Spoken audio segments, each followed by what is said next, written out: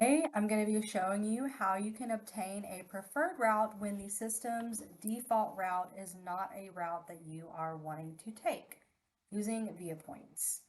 Now, there could be a multitude of reasons as to why the system is defaulting you onto a route that you're not wanting to take.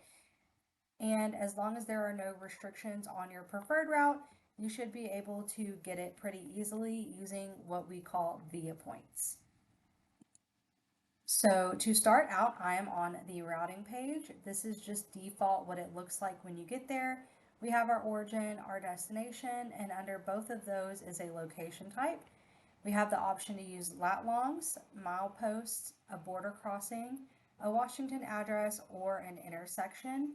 And for both my origin and my destination today, I'm going to be using border crossings. So for my origin, I'm using I-5 at the Oregon line. And for my destination, I am also going to be exiting on I-5 into Canada. And I'm going to go ahead and click route to see what the system is going to give me off of a default.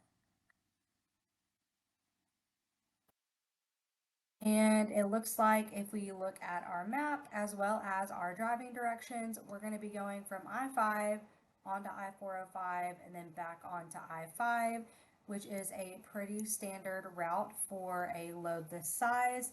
However, in this example, I'm just going to pretend that instead of going straight up I-5, maybe I want to detour around for whatever reason, and I want to go around I-5 in this area using these Washington highways and get back on I-5. So to do that, I'm going to go back up to my trip entry and I'm going to add a viewpoint. My viewpoint type, I'm going to select Find on Map. I'm going to use my Find on Map hyperlink, and I'm going to zoom into the area that I know that I want to add a viewpoint. You can also put in a focus city. So for instance, let's say La Center. We can hit go and it'll get us around that focus city. So for this example, I'm going to want to exit off of this exit ramp, go on to 502, go up 503, and then go across here to get back onto I-5. So for this, I'm going to use my select radio button, and I'm just going to start plotting points on the roads that I would like to take. So I'm just going to pretend that I took this exit ramp. I'm going to go on to 502. I'm going to select a point. You can see that there's a little blue balloon with a 1. That is our first viewpoint. Now I'm going to go across and I'm just going to add another balloon onto 503. You can see that it generates a 2. That's our second viewpoint. And then just for good measure, you don't always have to do this many viewpoints. I'm just going to add one more back onto 503 before I get back onto I-5. And you will see that I get a number 3 because that's my third viewpoint. Now that I have done this, I'm going to go ahead and click done. And you'll see my viewpoints listed under my viewpoint type. And I'm going to go ahead and reroute since we made a change to the route.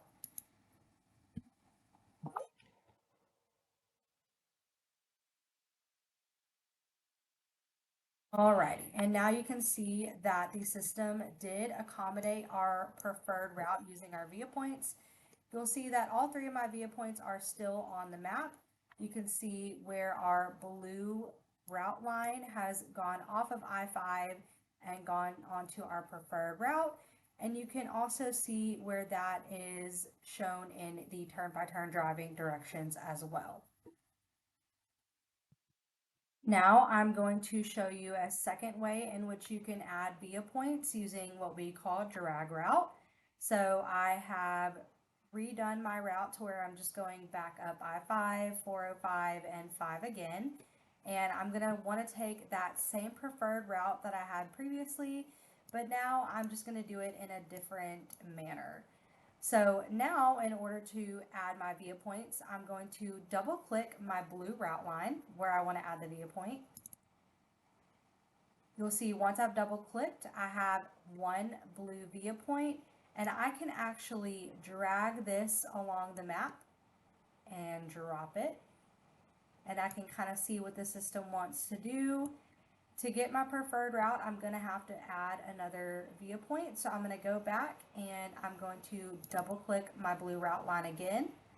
You can see that I have a 2 for my second viewpoint, and I'm going to drag it up 502 there.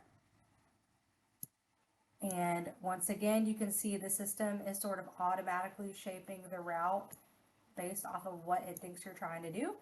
So I have my first viewpoint, my second viewpoint, and I don't even have to add a third viewpoint. The system is just recognizing what I'm wanting to do here now. So now I have made a change in my route, and I'm going to go ahead and go back up to my trip entry. You can see 2 viewpoints here, and I'm going to go ahead and reroute since I made a change to my trip.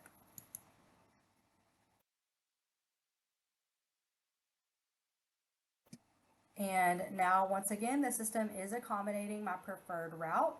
I have my 2 viewpoints, my changed blue route line, and then you can also see where my route has changed under my turn-by-turn driving directions.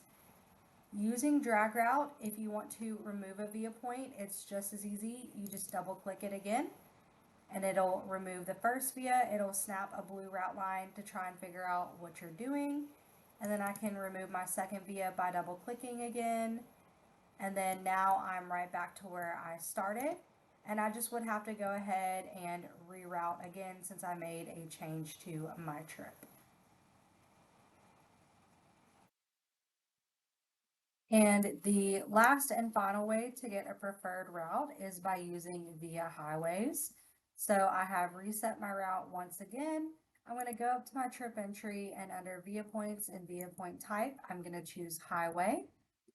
Now there are instructions here. These are a little bit more finicky and less pinpoint accurate the way that viewpoints are. So just keep that in mind when you're trying to use them if you try to use them. For this instance, I'm going to try to go on to 504, 505, and then back on to I-5, so on and so forth.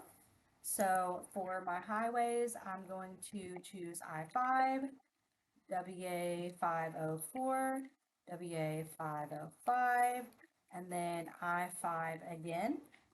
Now that I have my highways typed out the way that the instructions show, I'm going to go ahead and click route. And once again, the system is able to accommodate my preferred route request. You'll see that with via highways, there are no via points placed on the map because we did not place any points, but you do see that the blue route line is shifted, and under the turn-by-turn driving directions, you'll see those there as well. And those are a few ways that you can get preferred routing when the system gives you a default route that you're not wanting to take.